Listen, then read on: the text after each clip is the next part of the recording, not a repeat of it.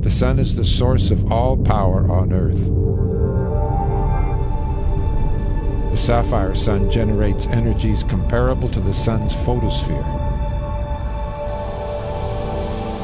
Imagine being able to tap directly into the sun for power.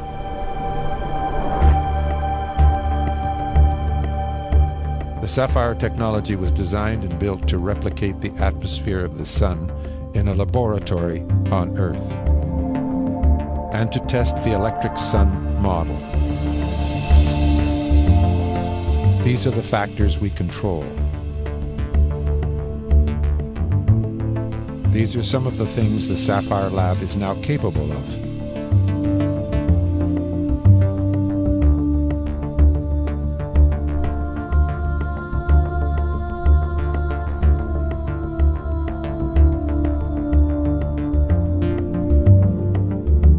These are some of our recent discoveries.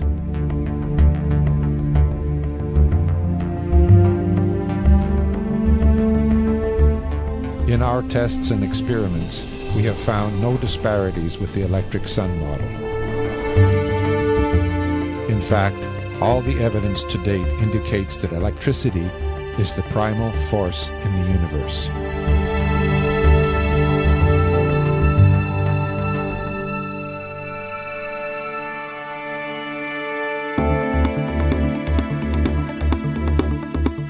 SAFIRE is a nuclear plasma reactor designed to reproduce the atmosphere of the sun in a laboratory.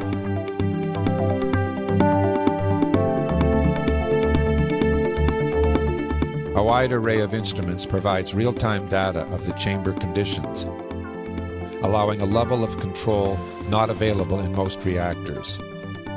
Optical spectroscopes, mass spec and neutron detectors, bolometers, thermocouples, infrared and UV cameras, 4K digital cameras, and patented gimbal-controlled Langmuir probes which can monitor electrical conditions while also recording optical and mass spec data.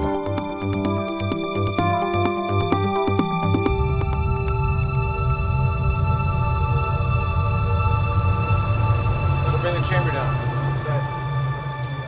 Telemetry can move the Langmuir probes throughout the chamber, accurate to within 0.02 millimeters. I bring your power back, voltage back. All data is sent to the SAFCON control, where it is captured and cataloged for later analysis. Okay, let's bring it back up. You're almost there. Yes, 2030. 2030 said. Go to the center cut to the left, be on top. The SAFIRE team has discovered the key to obtaining and sustaining high-energy plasmas. SAFIRE can create, control, contain, and repeat any number of plasma regimes. The hot plasma self-organizes and develops its own electromagnetic containment field. How does it work? We introduce hydrogen into the chamber. The anode is a metal alloy. The power going in is electrical. The reaction produces high energy levels which translate to thermal heat. The heat creates steam to run a turbine to generate electricity. The hydrogen can be reused. The output is electricity, the majority going to an external grid and the rest routed back to the power input. To date, after the reactions, all measurements and analysis show this to be a clean process, producing no negative radioactive side effects. In fact, note that nuclear radioactive materials are not required.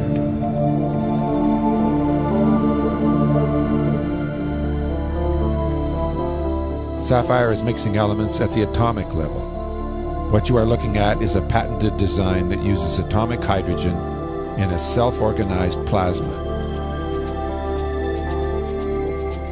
The atomic hydrogen interacts with the other elements in the chamber, causing nuclear reactions that are transmuting elements from one to another. And these are the elements that SAFIRE produced as a consequence of the nuclear reactions.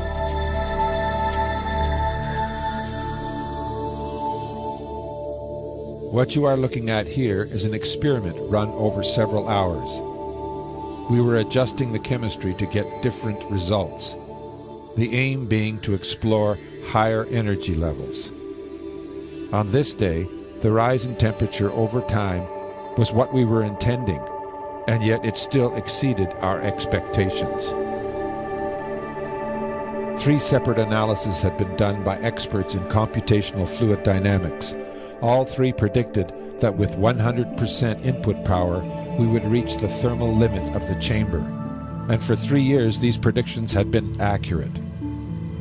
But with our new adjustments, and using only 7% input power, we very quickly reached the thermal limit.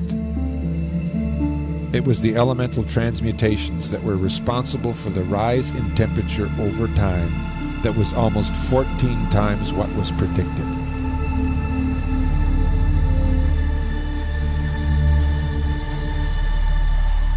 The tokamak and ITER reactors draw many millions of watts of power in an attempt to contain collisional plasmas to obtain fusion. At a cost of billions of dollars, huge international projects have been trying to contain plasmas, utilizing vast arrays of superconducting magnets. So far, this has been unsuccessful. Fission reactors split the atom, and although they have an efficiency of around 35%, they also produce radioactive waste. This radioactive waste is being buried in the ground or stored in facilities at enormous expense. None of it is benign. Some of it is still deadly even after a half-life of over 1 million years. So how is SAFIRE different?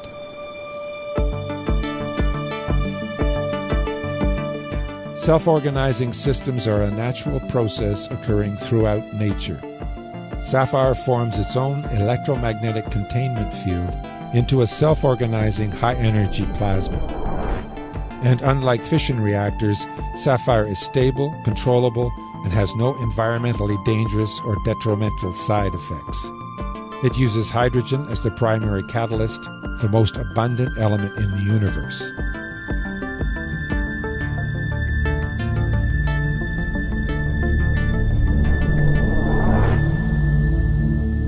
Studies done at MIT have shown that when radioactive waste is exposed to hydrogen isotope nuclei, the decay rate of the radioactive material can be accelerated, even to the point of neutralizing the radioactivity.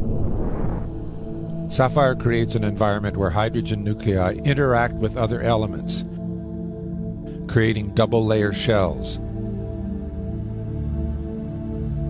Within these shells, electrons, ions, and molecules are trapped by powerful electromagnetic fields. This is where radioactive material would be exposed to the hydrogen nuclei to remediate the radioactivity of that material.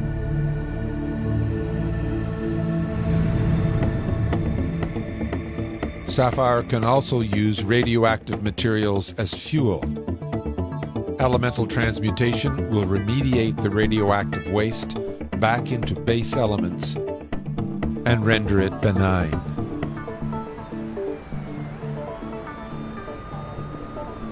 Right now, there are 450 successful nuclear fission plants on the planet. Imagine if they could produce energy without creating radioactive waste.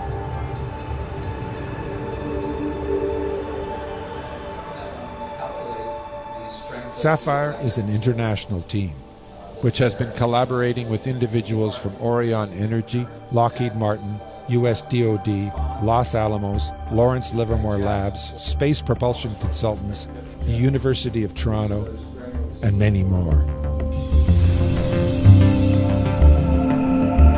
SAFIRE technology is capable of releasing high levels of energy. To convert this energy into usable electrical power is a relatively straightforward engineering project. Designs have already been initiated for a power generation prototype. Orion Energy will commercialize the SAFIRE technology into 3 key markets: clean energy production, heating, and remediation of nuclear waste. Each of these markets represents a $1 trillion industry over the next 10 years.